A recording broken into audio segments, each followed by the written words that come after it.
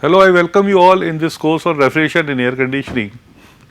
Today we will discuss the design conditions because when an air conditioning system has to be designed, we have to fix the design conditions. Air conditioning is used for variety of applications, starting from human comfort, commercial applications. Air conditioning is used in the shopping malls, commercial areas, warehouses, preservation of foods, cold storage, laboratories. I mean, there are many applications of air conditioning system, but we cannot fix universal design condition for all the systems. But in the most of the systems, now ambient temperature for summer, especially in India, for designing the system, the summer time ambient temperature is considered to be 43.2 degrees centigrade. That is the standard value.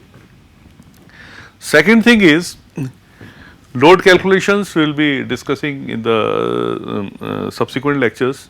But suppose we have load in a building. Suppose load in a building is coming 100 tons. Now, should we go for a 100-ton refrigeration system or a 100-ton air conditioning system? That is the point, because if we choose the air conditioning system with the peak load, because load on AC will vary. Load on AC will vary throughout the day, and the maximum load will be between 3 p.m. to 4 p.m. Right? So, normally it is like this. So, the peak load is 100 tons of refrigeration, but the issue is if I go for a 100-ton machine, my machine will be underutilized throughout the day except this period. If I take 50% of this load, like 50 tons of machine, in the 50 tons of machine, this is 100 tons, suppose this is 100-ton load. If I take 50 ton, then my machine will be overstressed and that will cause maintenance power. If the machine is overloaded, that will call for maintenance of the machine. So, that is why when we design an air conditioning system, first of all we calculate load in the building, maximum load in the building, and capacity of the machine is designed close to the 75% load of the building. Because we have to see this flatness of this curve also, but in any case it is approximately 75% of the peak load in the building. For the air conditioning in the cold storage, it is interesting to know that for different food stuff there is a different preservation temperature. For example, we take potatoes. Potatoes have to be stored around 3 to 4 degrees centigrade temperature, but normally they are stored at 0 degrees centigrade. That is not advisable, because this preservation temperature is the optimum temperature where the ripening effect in the food stuff is minimum. Bananas 14 degrees centigrade, we do not have to keep bananas in refrigerator. Another example I will give you, mangoes. Mangoes also around 10 degrees centigrade. Milk is 0.5 degrees. So, this is very close to 0 degrees centigrade, approximately 0.5 degrees centigrade. So, if you look at the ASHRAE handbook of refrigeration, you will find preservation temperature of all food stuff, and all food stuff for the sake of preservation should not be kept into the refrigerator. So, for every food stuff there is a specific temperature for preservation and it should be kept at that temperature only. So, now regarding the design condition in air conditioning system, I have already told you the outside design condition temperature of air is normally considered for summer air conditioning 43.2 degrees centigrade. Inside design, inside design there are two things, temperature and humidity. Ideal case, we say that temperature has to be 24.4 degrees centigrade, but in India we continue with 25 degrees centigrade. If you look at the psychrometric chart, it is indicated as 24 degrees centigrade.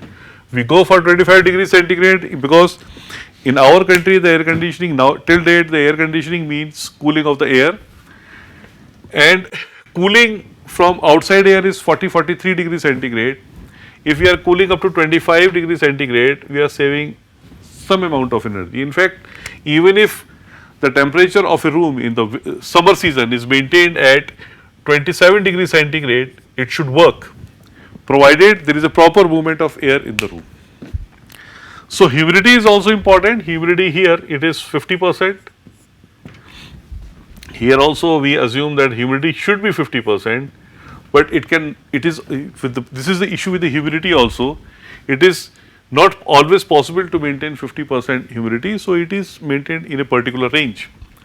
Now, I was talking about this 27 degrees centigrade. Even if we maintain 27 degrees centigrade temperature with proper movement of air, you will feel quite comfortable. Air movement is also important in the occupancy. The air movement normally it is 0.1 to 0.3 meters per second. If you exceed 0.3 meter per second, then the movement of air shall also become uncomfortable for you. So, it has to be lower than 0.3 meter per second and but has to be more than 0.1 meter per second. Otherwise, if the proper air movement is not there in the room or in the building, certain pockets will be created in the room and high temperature differential will be formed in the room. In a room for the purpose of air conditioning, the temperature difference between 2 points in the room should be less than 1 degree centigrade. If it is a house, in the entire house, the temperature difference should be less than 2 degrees centigrade in any part of the house. Now, air movement.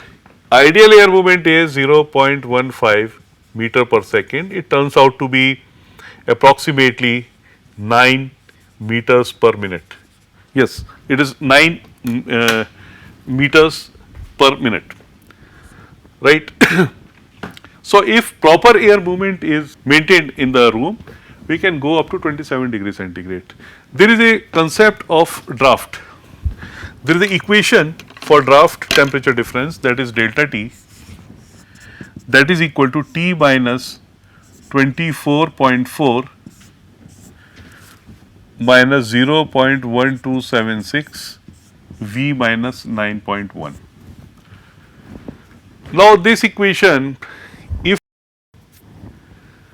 velocity is doubled, I mean 9 meter per minute, if I double the velocity, I make it 0.3 meters per second, then for same draft feeling, then 9 into 0.1276. This T can be 24.4 plus 1.15. So, we can go temperature higher by 1.15 degrees centigrade. If this T is 25 degrees centigrade, so 26.15 degrees centigrade or 26.5 degrees centigrade we can go up to if we increase the velocity from 0.15 to 0.15 to 0.3 meters per second. This is the upper limit. So, comfortably because this temperature is 25, even if the temperature is 26 degrees centigrade in the room, you will not feel uncomfortable. So, we can easily go up to 27. Why I am stressing on 27 degrees centigrade? I am stressing on 27 degrees centigrade because if you maintain 27 degrees centigrade temperature in a room, outside temperature is let us say 40 degrees centigrade, and you are reducing temperature in a room to 27 degrees centigrade, that is 13 degrees centigrade reduction in the temperature. In another case 40 degrees centigrade. Nowadays I have seen the people normally maintaining the temperature of the room 22 degrees centigrade, and then it becomes 18 degrees centigrade.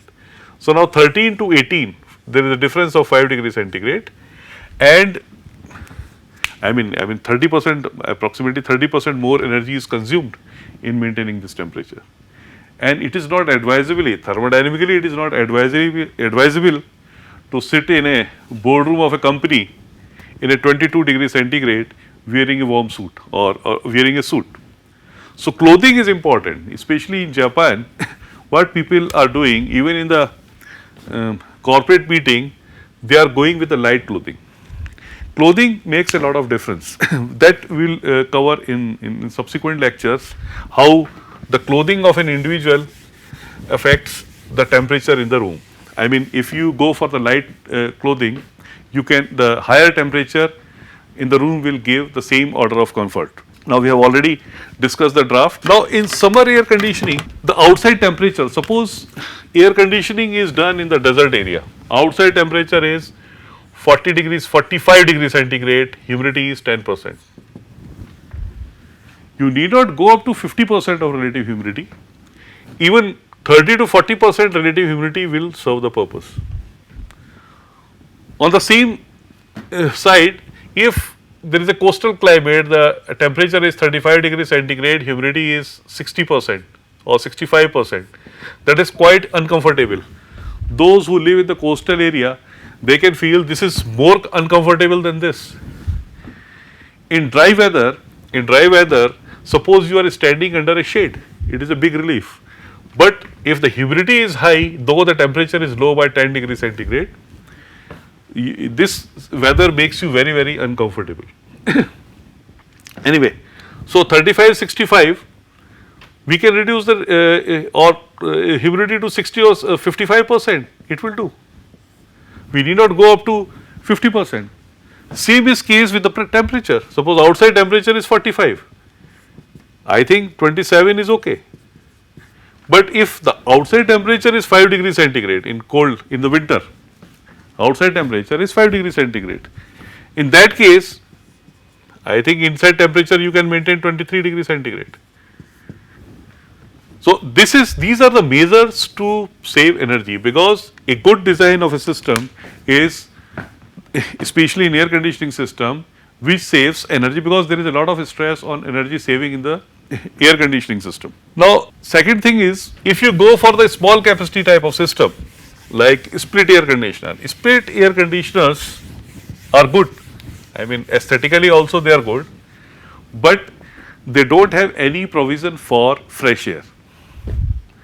So, this has to be kept into the mind. I have seen in the buildings, instead of putting a 20-ton units, they have put a split ACs. That is not advisable, because split AC is not made for such type of applications, and it is not an energy efficient system also. If you are putting 10 split AC of 20-ton capacity for a 20-ton requirement, you are putting 10 ACs of 2 tons each.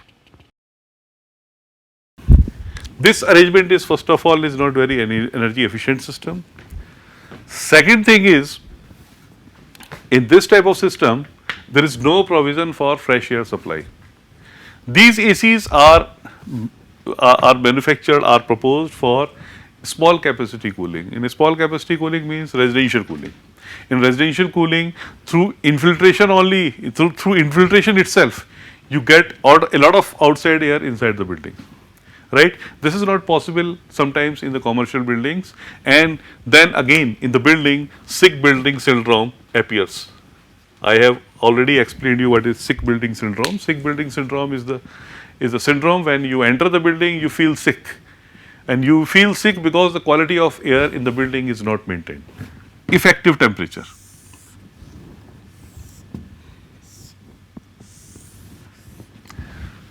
Effective temperature of, let us say, 21.7 degrees centigrade. What is effective? Effective temperature is the temperature of saturated vapor.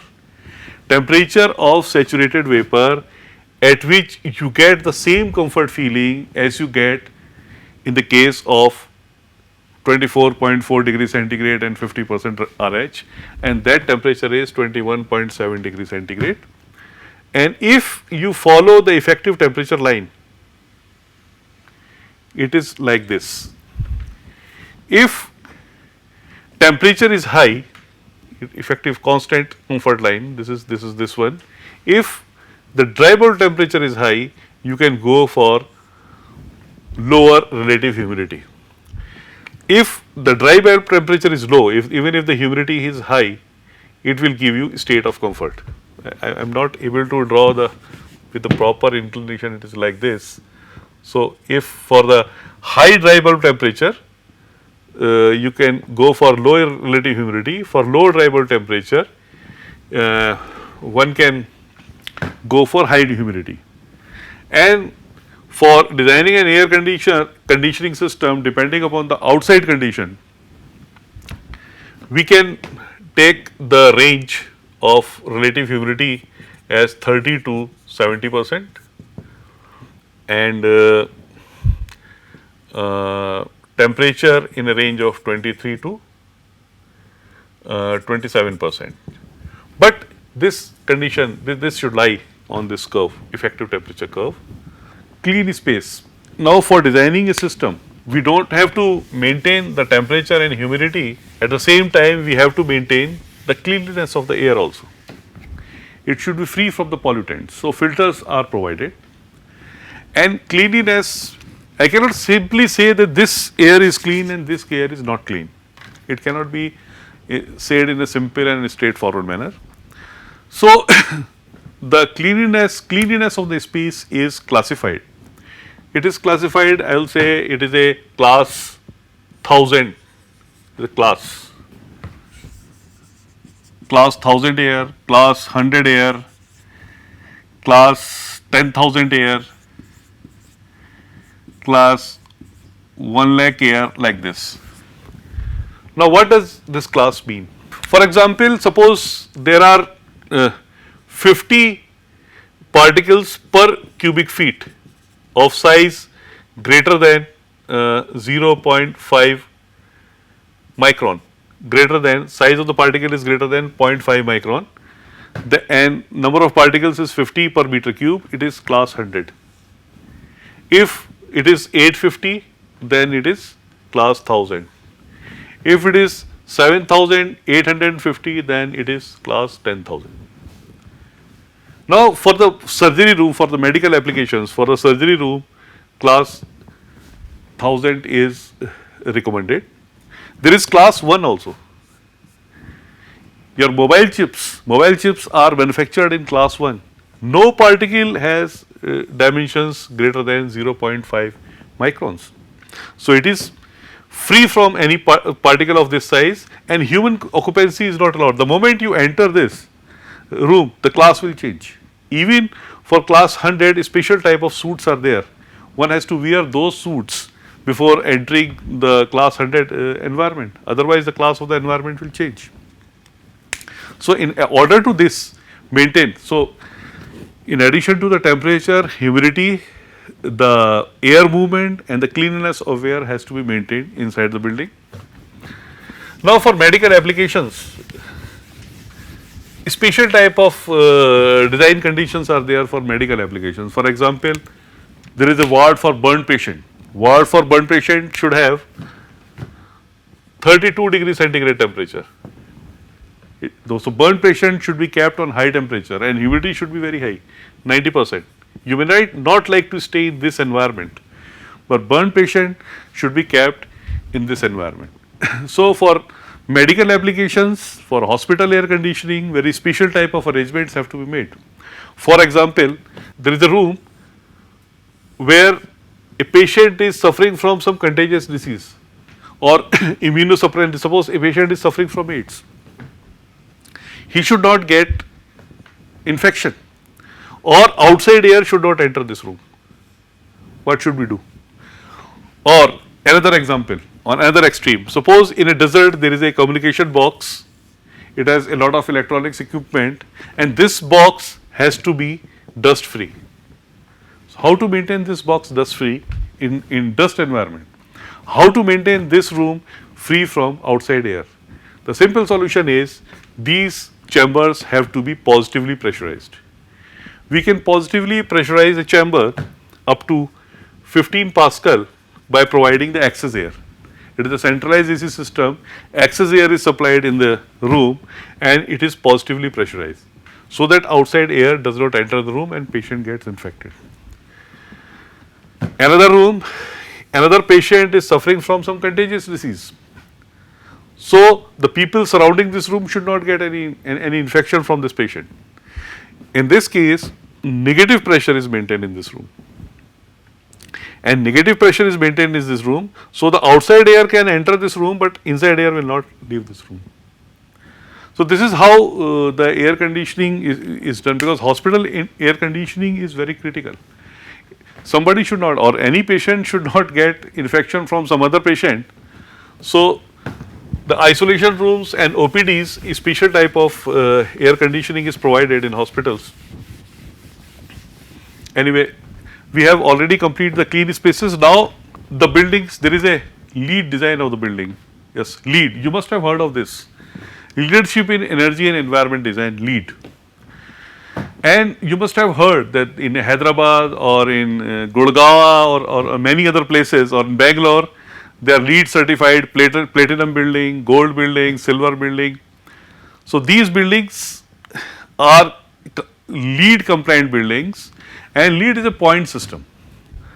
And for different activities, there are certain points. And for example, there is a sustainable site. For that, there are 14 points. Water efficiency, you are not using potable water for gardening purpose, and there are many points on this. That is water efficiency, how efficiently the water is being used. Energy and atmosphere, material and resources, there are 13 points of material and resources. Indoor environment quality, the 15 points are kept for this.